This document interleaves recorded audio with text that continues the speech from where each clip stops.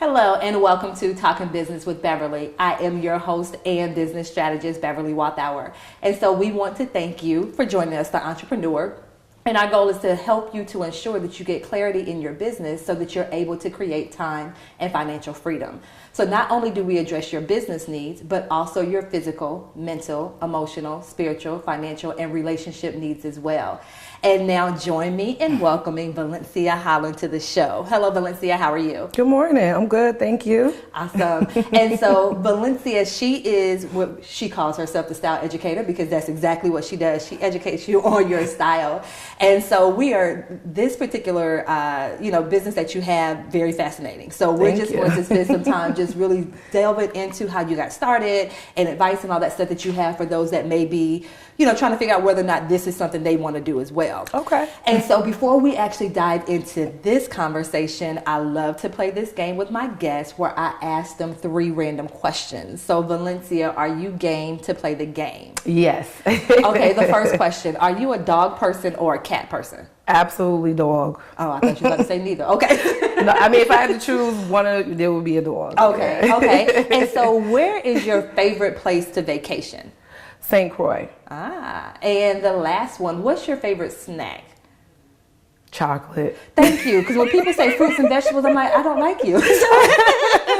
Chocolate. So thank you for being real with that. Of course. So let's go ahead and just dive into this conversation once again. Mm-hmm. Why do you call yourself the style educator? For 2 reasons. The first reason was that whenever I work with my clients, I realized that they didn't have education, miseducation, and just a lack of understanding on how they want to dress their bodies, what is the images that they want to give out. So that was that, along with just the miseducation of their body type, all of the other components that go into developing your style. So that was where the style educator came from, because I educate them. The second part is that you've probably heard of a term, fashion stylist, wardrobe stylist, image consultant. And so in the branding world, as entrepreneurs, as we do to set ourselves apart, I figured that instead of saying I was a style expert or a fashion expert, one of the more commonly used ones, that I would say that I was the style educator. So that's where it came from. Okay, that makes a lot of sense. Yeah. And so, in this particular area, and I, even myself personally, as women, we can be kind of sensitive about our bodies. And I remember when I consulted an image consultant, I'm like, okay, I don't like my arms and my stomach is too big and my thighs are too. So how do you kind of, as women are coming in to seek your services, how do you kind of work your way through the emotional aspect? Because it's not just me putting on a dress. Oh, absolutely. How do you kind of help them walk through that emotional piece of, styling their bodies? Well, it is intimate, as you mentioned, so it's very important to lead with love, very important to have compassion. And as a woman myself, I understand exactly how you feel. I too have experienced my own personal makeovers, many, many years ago, which was one of the things that led me into it. So I know how you feel. I know how it feels to talk about your body and things like that. But just to get all of that information, right, of whatever it is that you don't like, right, and then to really flip it around and encourage you, right, and then motivate you and say, guess what? That's what makes you unique. Mm-hmm. It's not really a flaw, right? It's just how, God made you and how you are put together, and it's okay, right? None of us are perfect. Our bodies are not perfect. It's just what it is. We gain weight, we lose weight, have children. Our bodies go through so much. And so, we're not going to be perfect, but guess what? It makes us who we are. It makes us unique. So definitely pushing them to a place of being empowered about the way that their body is, and kind of changing the mindset around those things that they think are flaws or that they think is wrong, with them. So that's really the angle that I take with them. I love that. Once again, empowering us to love our bodies. That's absolutely powerful. And so kind of speak with us. How did you even get started in this area? Absolutely. So I had my first child when I was in high school, and I used to dress like a complete tomboy, the total opposite of my family. I mean, my mom oh my goodness, beautiful woman, clothes, shoes, jewelry. My aunts, every woman in my family just really does it up and just loves the way that they dress. My nieces even used to wear makeup and and stuff, and I never used to wear makeup, and I used to just like to wear things that were very loose fitting or baggy. But what I learned to understand was that I was miseducated, right? I was just searching for comfort in my style, but I didn't know that that's what it was. And when I was looking at my mom and seeing how she dressed, obviously it turned me off. But then as I grew older and had a better understanding, of course it was going to turn me off. She's my mom. She's older. She's in a different place. You know, she has a different body, different personality.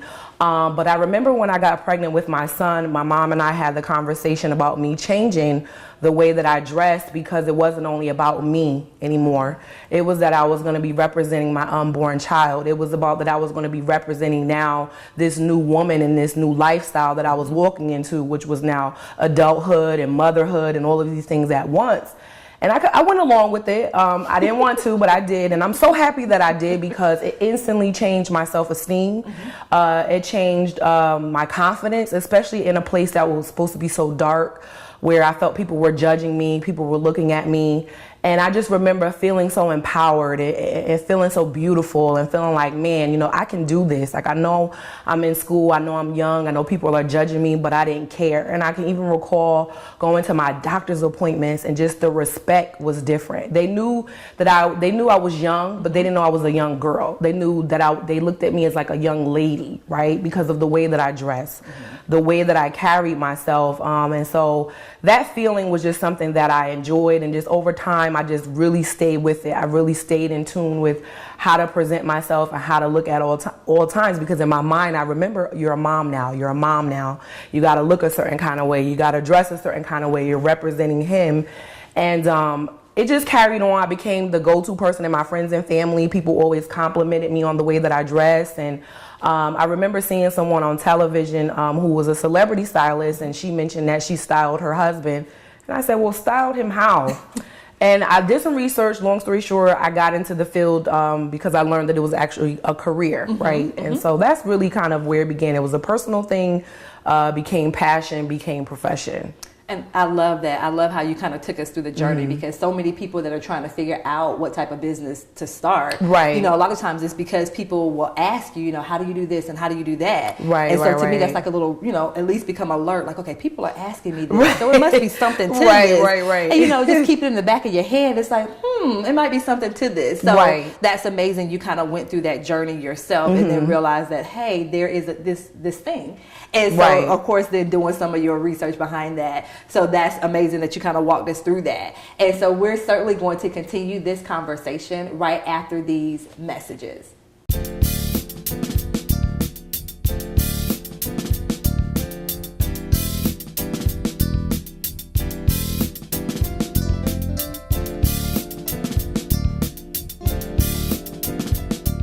Hello and welcome back to Talking Business with Beverly. I am your host and business strategist. And so now we are having a conversation with Valencia Holland. She is the style educator. And so she's just been kind of walking us through her journey of how she got started when it came to style, and how kind of her own personal journey, which for a lot of us as entrepreneurs, that's usually where our businesses start, with something that's going on with us personally. And so Valencia, you know, you kind of walked us through, you know, you being a young mom, and then, you know, something that your mom said that kind of triggered something in you. Right. And then you heard, you know, hey, someone styled a husband. You're like, how do I do that? So, you know, once you realize that it was a thing to it, what is there a certification you had to go through? Like, what were the next steps for that person that's thinking about doing something similar? So upon my research, I discovered that there are certifications and, you know, continuing education that you can receive. A lot of it is out of pocket expense. So I saved my money up, and I went to a very popular school known as the School of Style. They're based out of LA. They used to do pop-up classes, and I attended their pop-up class in New York to learn about the business, right? Because as an entrepreneur, it is a business. You know, I know a lot of people think that, oh, you get to play in clothing all day and shop, and you do get to do that, but it is a business. So definitely went to them to learn more of the business aspect of it and how to run it, you know, like a business, right? And so that's where that training came from. And I also attended college and have an associate's in business administration and management. And so, again, those two just kind of flow together. But yeah. And of course, me as a business strategist, I'm loving how she's saying she learned the business behind it. Because once again, so often just because I'm good at it, there's still the business part. Like you have to be able to generate the revenue and maintain it and all that. So I love how you said that. Yeah. So kind of walk us through like mindset, because it's different when you're an employee versus being an entrepreneur. So for you, what were some of the mindset shifts you had to make to ensure that you were successful at what you do? Definitely the shift between an employee to an entrepreneur. It's two different things, and I come from a very traditional family. Everyone is in corporate, so not really a lot of entrepreneurs, but just to have to reshape and remold myself, because prior to me consulting full time, I did work, I did have a job. And so a lot of it was the mind. A lot of it was the retraining and just building up the belief in yourself, especially if you're not surrounded by like-minded people, people that can give you the words of encouragement, that can really point you in the direction. You really have to be like your own cheerleader, just reading different books and just getting the seminars and just really just pouring into yourself in a different way. I mean, mindset is like one of the biggest things with anything you do in life, but definitely as an entrepreneur. So just had to retrain myself, and still do. I mean, something I still have to work on. It's like a muscle. I have to work on it every single day. So yeah, that was a big deal. That's true. Yeah. And for you, what was the biggest hurdle for you shifting from employee to entrepreneur? What do you think is the biggest thing that you've struggled with to kind of get into that transition? Just a lot of the things that I was taught about money. You need to grow up and go to college and get a job and, work and retire. And so definitely being able to get to a place to believe in myself, to believe that I can earn my own money, that I can manage it. Because I think it's a little scary to think that I can do something outside of a job and get paid for it, right? And that I can say how much I want to get paid for it versus somebody else telling me my worth. So definitely believing, I think, was like a big shift. I had to really believe in myself and believe that I can do this. Because when you're at a job, it's just repetitive and you just do the same thing, and the responsibility is not really on you like that. When you're at a job, you have rules, I guess, so to speak. You have to be there a certain time, do this and do that. When you're an entrepreneur, nobody's telling you what to do. You are. So I would say belief is like a big thing. Believing in yourself is a big thing. Wow. Yeah. And that is so true, because like I said, hey, I don't have to be here at 9 o'clock if I don't want to. Wait a minute. Right. So for you, as you realize, wait a minute, I don't have someone necessarily looking over my shoulder like that to say, hey, you come in at this time, you sit in this cubicle over here, you go to lunch at this time. So how did you kind of not go on the extreme opposite? Because it's like, well, hey, I don't have these parameters. How did you kind of set the boundaries so that you weren't getting up at 2 o'clock in the afternoon? And, what did you do? Right. I think one of the things about my life experience with me having my first child so young was, it, unbeknownst to me at the time, it taught me time management and organizational skills. I had to get up at a certain time every morning to get him ready, get him to daycare, get to school on time. I wasn't allowed to have my grades slip. I still had things in place. And then kind of learning to manage so much on my plate versus other people my age, right? So I think my life experience with him really kind of prepared me for it, because it's the same thing. It's all about time management. It's all about organizational skills and making sure that, you are staying really disciplined, right? And I had to have discipline too, being a mom, going to school. I mean, my mom didn't let up off of me. It wasn't just like, okay, it was like she cracked down even more on me so that I can stay disciplined and stay in place. So I think that the life experience really helped me to have the discipline I have today, to help me have the time management and organizational skills, because that's what it is. You have to put yourself on the schedule. And I tell people, if you can work a job, you can work for yourself. If you're disciplined to get up and be somewhere else, you can do it for yourself. That's true. That's true. Yeah, because you do have that flexibility of creating your own schedule, but just like you said, having those parameters, and because you were kind of trained. Right. Like you said, with the baby. And so for you, when you did decide that, hey, I want to work for myself full time, did you meet any challenges, or did you face any challenges as you decided to make that transition? Absolutely, because I always had in my mind, right? Like you always say, you have plans for yourself, and God kind of laughs. Like in my mind, I envision me going full time in my business a different way, and it didn't happen like that. It happened when I had my second child, and I got very sick, and it was just like, okay, I needed to tend to me, and then it was just like, well, why don't you just go ahead and jump? Because again, when you do work and you have the cushion, right, or you feel comfortable, again, it's that belief. It's that thing of really just not being afraid and saying, I can do this, right? And just jumping out there. And I was really kind of pushed out there, because God knows some of us can go naturally. Some of us have to be forced. And so it didn't look the way that I thought it would or how I had planned it, but looking back at it now, it was perfect for me. It was just the way that it needed to happen. I love it. I know some of my viewers can relate to that. I can as well. And so we will certainly continue this conversation right after these messages.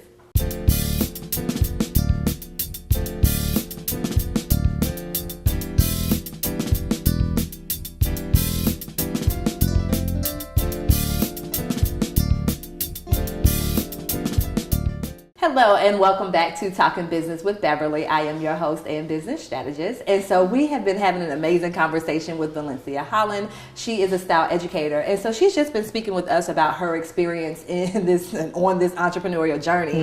And so before we went to break, she was speaking with us about kind of how she kind of got pushed into becoming an entrepreneur full time. And so, Valencia, there are so many people that can certainly relate to having that push. So now here you are, you've been pushed into, being an entrepreneur full time. And you touched on this just a little bit. So you said you really didn't have people that were in your circle that were entrepreneurs. So how did you kind of build that support system to ensure that you had that type of support as you are on this journey?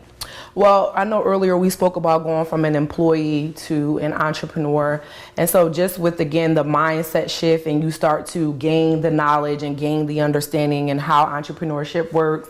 And one of the favorite sayings, and I'm sure your viewers and you've probably heard of, if you hang out with like 4 broke people, you'll be the 5th one. And so I just began to think, okay, there has to be other people, right, that are like-minded. There has to be other people that are entrepreneurs. And how do I get in the room with them? How do I connect with them?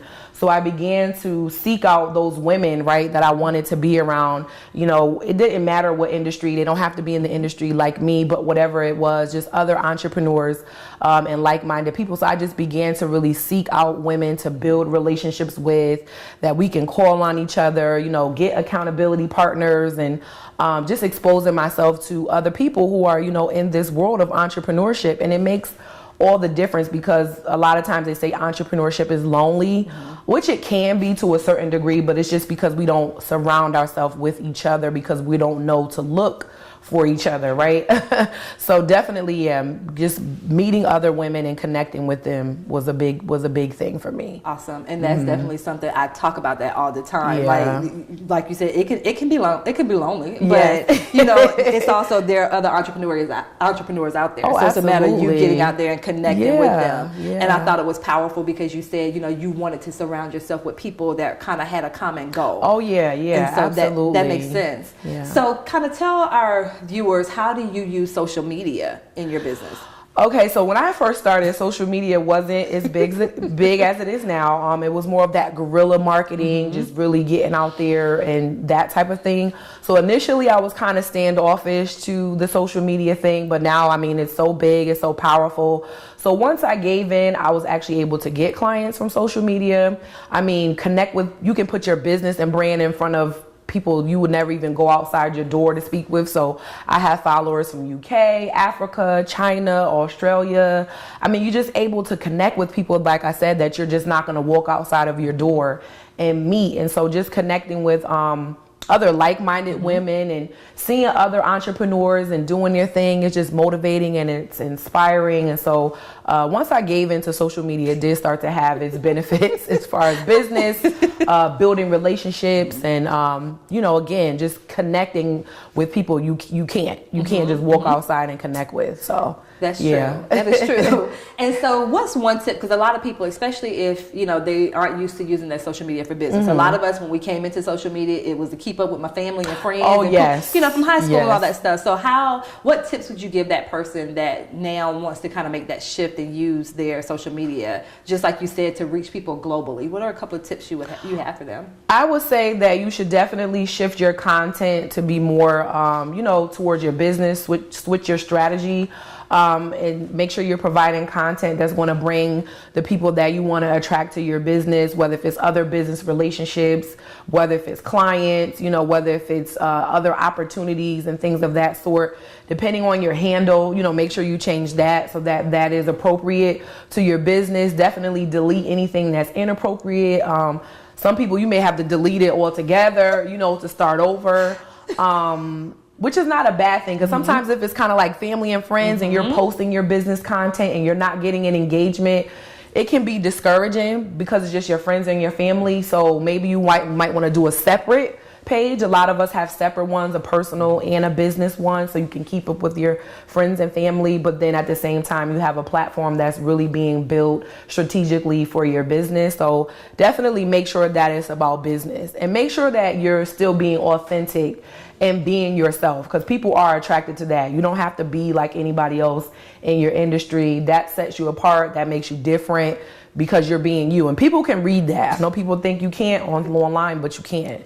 So those would be maybe the important thing. Just make sure it's specific to your industry and what you want to put out there, and make sure you're being yourself. Make sure you're being you. That makes sense. And I love what you said about friends and family and getting disappointed, because it's like, they don't ever want to buy from me. Are they your ideal client? No, okay. Like, it's okay. They never want to support me. Yeah. So that makes a whole lot of sense of what you just said, and being able to kind of make that shift. And you mentioned the content and making sure that you put, kind of like that content out there that appeals to who it is you're trying to attract. Right. And so what do you feel like makes you different from other stylists, image consultants? Like, what makes you different? I think one of the things that makes me different is I have a personal connection with how personal style and image changed my life.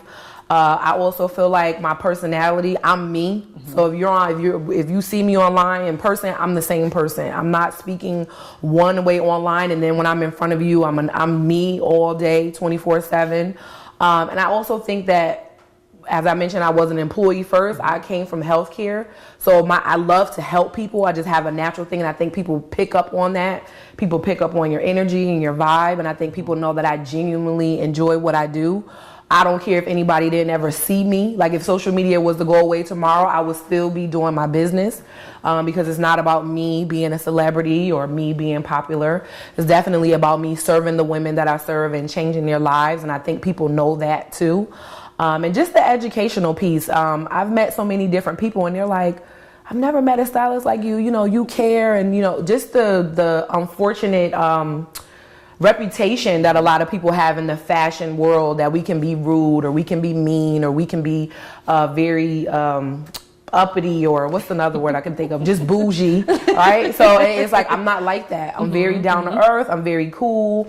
I make you feel comfortable. So I think those are just some things that make me different. Just me being myself. I always want to be me. I always told God, if I can't do it and be me, I don't want to do it at all. Awesome. Yeah. Wow. And so, Valencia, just tell our viewers, how can they find out more information about you? What's your email and your website? Absolutely. So my website is valenciaholland.com. Email is info@valenciaholland.com. If you guys are social, I'm on LinkedIn at Valencia Holland, as well as Facebook and Instagram at The Style Educator. So you guys can definitely come and hang out with me online. Would love to chat with you guys there. Yes. And once again, Valencia, we do want to thank you for joining us here at Talking Business with Beverly. Thank you so much for having me. You're welcome. A good time. Yeah. And I do also want to thank the viewers for watching. And just remember, as entrepreneurs, our goal is to definitely help you create the time and financial freedom in your business. Until next time, thank you.